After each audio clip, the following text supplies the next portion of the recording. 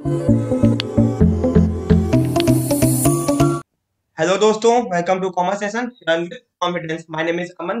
दोस्तों, आज हम लोग अपने बिजनेस ऑर्गेनाइजेशन के फिफ्थ पार्ट के ऊपर डिस्कस करेंगे। दोस्तों, ये अपना फिफ्थ पार्ट है, ठीक है। इसके पहले 4 वीडियो अपलोड हो चुके हैं। दोस्तों, जिनको नहीं पता मैं इनको बता दूं, हम लोग आने वाले ऑल इंडिया बीकॉम और एमकॉम एंट्रेंस की तैयारी करवाए हैं, चाहे वो कोई भी यूनिवर्सिटी हो। दोस्तों, ठीक है, अपना पूरा कोर्स इस टाइम पे बनाए यूनिवर्सिटी के बीकॉम और एमकॉम एंट्रेंस के ऊपर फोकस्ड है।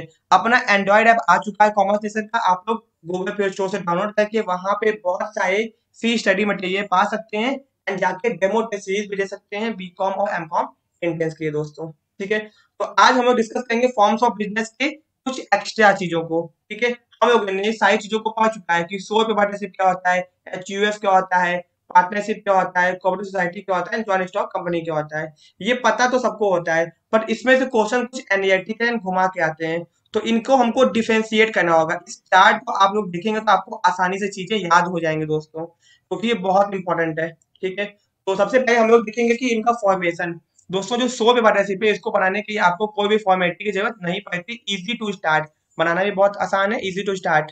ठीक है दोस्तों, ज्वाइंट हिंदू अनडिवाइडेड फैमिली, इसको स्टार्ट करना भी बहुत इजी है। इसमें यस कम फॉर्मेलिटी लगती है एज कम्पेयर टू सो पे पार्टनर। अब आते हैं पार्टनरशिप के ऊपर। दोस्तों, जो पूरा पार्टनरशिप का बिजनेस है, उसको वो पूरा गवर्न होता है पार्टनरशिप एक्ट 1925। इसको आपको याद रखना, बहुत बार एग्जाम में पूछता है। ठीक है, एंड इसको स्टार्ट करने की कोई भी लीगल फॉर्मेलिटी नहीं है, आप आसानी से स्टार्ट कर सकते हैं। दोस्तों, ठीक है, अब आते हैं कोऑपरेटिव सोसाइटी के ऊपर।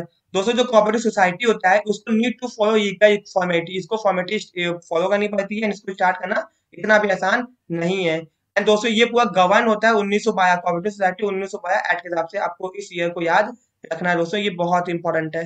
ठीक है, अब ज्वाइंट स्टॉक कंपनी, सबसे कठिन काम होता है इसको स्टॉक स्टार्ट करना। इसको स्टार्ट करना है, लॉन्ग एंड कॉम्प्लेक्स प्रोसीजर है। ठीक है, आपको पूरा प्रमोशन एंड इनकॉर्पोरेशन, दोस्तों इसके बाद वही वीडियो अपलोड होगा कि कंपनी को प्रमोट एंड कंपनी को इनकॉर्पोरेट कैसे किया जाता है, उससे भी क्वेश्चन पूछा जाता है। प्रमोटर कौन होते हैं एंड बहुत सारे क्वेश्चन बनते हैं उससे। ठीक है, अब आता है दोस्तों रजिस्ट्रेशन। सो पे पार्टनरशिप का रजिस्ट्रेशन करवाना दोस्तों, नो रजिस्ट्रेशन रिक्वायर्ड, कंपलसरी नहीं है, आपको करवाना ही नहीं है कहीं पे भी। ज्वाइंट हिंदू अनडिवाइडेड फैमिली आपको ऑप्शनल है, आप चाहे तो करवा सकते हैं, चाहे तो मत करवाइए। ठीक है, आते हैं दोस्तों, यहाँ पे दोस्तों ये भी था ज्वाइंट हिंदू अनडिवाइडेड फैमिली का हिंदू सक्सेशन एक्ट 1956, आगे मैंने लिखा है हिंदू सक्सेशन एक्ट 1956 के हिसाब से ये गवर्न होता है पूरा। पार्टनरशिप का रजिस्ट्रेशन कराना कंपलसरी नहीं, ऑप्शनल है। ये बहुत बार एग्जाम में पूछा गया दोस्तों, इंपॉर्टेंट है ये, बहुत बार एग्जाम में पूछा गया है। एंड कोऑपरेटिव सोसाइटी का रजिस्ट्रेशन कराना मस्ट है, बहुत जरूरी है, एकदम मस्ट है आपको। एंड कंपनी को तो बिना रजिस्ट्रेशन कराए आप कंपनी स्टार्ट ही नहीं कर सकते हैं, तो ये भी आप याद रखिएगा। तो हम लोगों ने देखा दोस्तों कि सो पार्टनरशिप का जो रजिस्ट्रेशन है उसको नहीं करवाना है। ज्वाइंट हिंदू का दोस्तों ऑप्शनल है, पार्टनरशिप का भी ऑप्शनल है, कोऑपरेटिव सोसाइटी का दोस्तों बहुत कम मस्ट है, कंपलसरी है, एंड इसका भी मस्ट है। ठीक है दोस्तों, अब आते हैं हम लोग कॉस्ट के ऊपर। इसको स्टार्ट करने में खर्चा आपका बहुत कम होता है, इसमें ज्यादा खर्चा नहीं होता, इसमें भी ज्यादा खर्चा नहीं होता, इसमें कम खर्चा होता है, एंड इसमें बहुत ज्यादा खर्चा होता है दोस्तों, बहुत एक्सपेंसिव है ये बिजनेस स्टार्ट करना।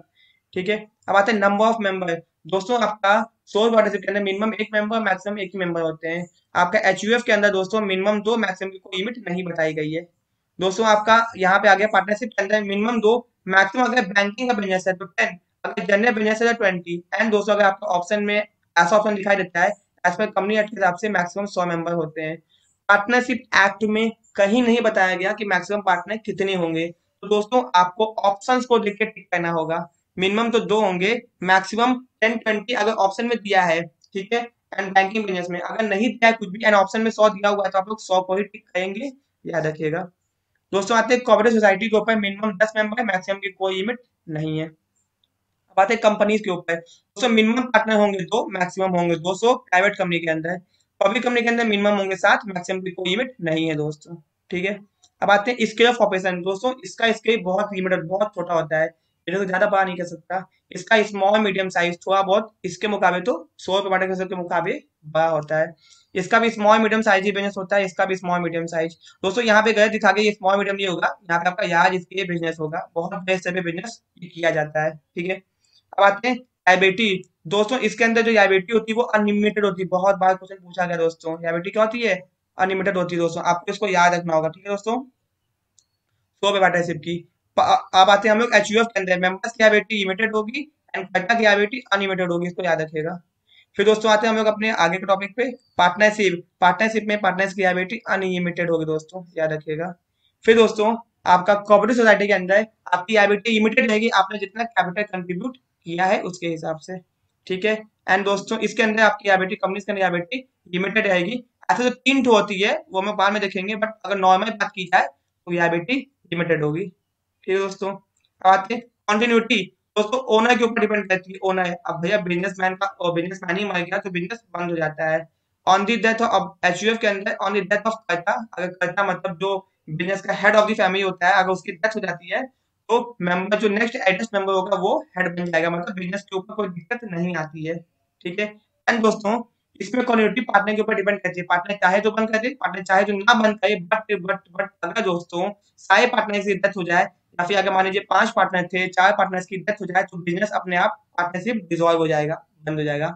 तो पार्टनरशिप के ऊपर, पार्टनर्स के ऊपर डिपेंड करती है, पार्टनर है तो बिजनेस चलेगा, पार्टनर की डेथ हो जाएगी, या फिर 2 से कम पार्टनर हुए तो बिजनेस बंद हो जाएगा, ठीक। अब दोस्तों इसके अंदर मेंबर्स में, ज्वाइंट मेंबर्स में ये मेंबर आते जाते रहते हैं, इसके ऊपर कोई असर नहीं पड़ता, ये चलता रहता है दोस्तों। ये बना है created by law, ended by law होनी, मतलब इसका वाइंडिंग अप होगा, पूरा इंसॉल्वेंट हो गए तभी पूरी कंपनी बंद होगी, पर वाइंडिंग अप का प्रोसीजर होता है। तो चाहे सब कंपनी के सब लोग मर जाए, कंपनी कभी भी बंद नहीं होगी, ठीक है। अब दोस्तों हम लोग अपने आगे आते हैं, 200 बहन नीचे थोड़ा में आ गया, ठीक है। अब आते हैं लीगल स्टेटस के ऊपर, बहुत इंपॉर्टेंट है दोस्तों। दो पार्टनरशिप का कोई भी लीगल स्टेटस नहीं होता है, ठीक है, नो लीगल स्टेटस। अब आते हैं दोस्तों अपने आगे टॉपिक के ऊपर, ठीक है। आपका जो एचयूएफ होता है उसके अंदर लीगल स्टेटस होता है दोस्तों, एचयूएफ की खुद की पहचान है, एंड दोस्तों अपनी, उसके मेंबर से खुद की अपनी पहचान है। पार्टनरशिप के अंदर एच, ये आपका सेपरेट एंटिटी का फीचर नहीं होता। सेपरेट एंटिटी मतलब बिजनेसमैन की खुद की अपनी पहचान होगी एंड बिजनेस की अपनी खुद की पहचान होगी। तो पार्टनरशिप में सेपरेट एंटिटी वाला फीचर नहीं है दोस्तों, ठीक। उसके बाद सेपरेट एंटिटी आपका अगर कोऑपरेटिव सोसाइटी के अंदर, ये भी इसके अंदर फीचर होता है। एंड कंपनी के अंदर दोस्तों है ही, कंपनी का तो मेन फीचर है ये, ठीक है। अब आते हैं डिसीजन मेकिंग। सारा डिसीजन होता है दोस्तों सोए डिसीजन मेकर, ओनर जो होता है सो बांटा है, उसका सोए मतलब वही डिसीजन लेता है। कितना सारे डिसीजन लेता है एचयूएफ के अंदर, पार्टनर्स मिल के डिसीजन लेते हैं, मेंबर सोसाइटी मिल के डिसीजन लेते हैं, and board of director company के डिसीजन लेते हैं, ठीक है, इसको याद रखिएगा। रिसोर्सेस दोस्तों, इसका जो रिसोर्स है वो आपका लिमिटेड है, ठीक है। इसका जो रिसोर्स है आपका वो लिमिटेड है, आपका सो पार्टनरशिप का। इसका जो आपका रिसोर्स होता है, मतलब पैसा, प्रॉपर्टी, सब कुछ, वो आपको एंसेस्ट्रियल, जो पूर्वजों से मिली है वही सब होती है। इसमें दोस्तों जो रिसोर्स होता है वो पार्टनर्स मिल के कंट्रीब्यूट करते हैं, इसमें मेंबर्स को कंट्रीब्यूट करते हैं। एंड दोस्तों इसके अंदर बहुत ज्यादा शेयर होल्डर जो पैसा लगाते हैं कंपनी के अंदर, तो बहुत ज्यादा रिसोर्स होता है इनके पास, ठीक है दोस्तों। अब आते हैं डिग्री ऑफ कंट्रोल, ठीक है दोस्तों, डिग्री ऑफ कंट्रोल के ऊपर आते हैं।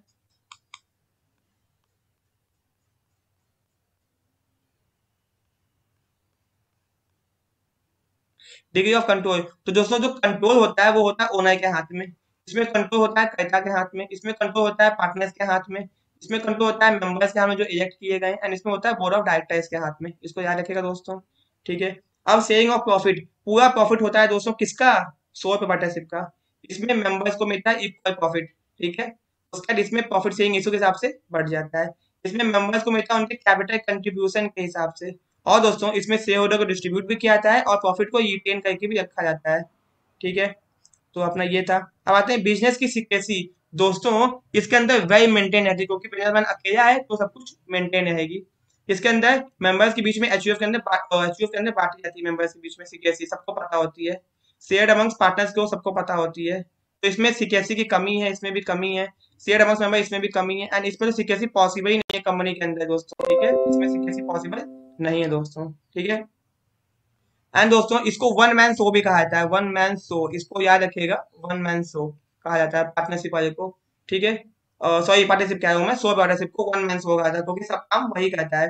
तो दोस्तों आपको इस चार्ट को याद रखना है, इस चार्ट को याद रखने से आपको बहुत सारे क्वेश्चन आपको आसानी से सॉल्व हो जाएंगे, ठीक है। जैसे रजिस्ट्रेशन का हो गया, minimum partner, maximum partner, and इसका ये हिंदू सक्सेशन एक्ट 1956, इसको भी याद रखिएगा, हिंदू सक्सेशन एक्ट 1956 दोस्तों बहुत इंपॉर्टेंट है, इसी से ये एचयूएफ गवर्न होता है, पूछा भी गया एग्जाम में, ठीक है दोस्तों। अगर आपको वीडियो पसंद आया हो तो वीडियो को लाइक, चैनल को सब्सक्राइब जरूर कीजिएगा, एंड बहुत जल्दी आपको नेक्स्ट वीडियो के साथ मिलते हैं, जिसके अंदर हम लोग memorandum of association and RTO association के बारे में डिस्कस करेंगे, ठीक है दोस्तों, थैंक यू सो मच।